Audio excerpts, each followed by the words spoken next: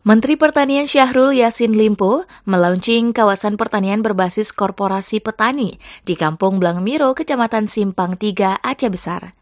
Dalam kunjungannya kali ini, Mentan ikut melakukan panen padi dan menyerahkan bantuan alat pertanian.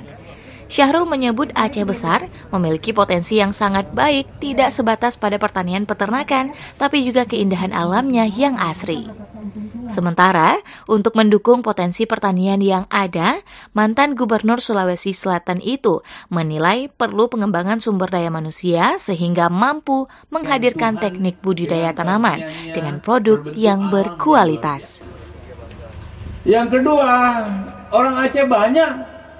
Itu lihat itu banyak sekali.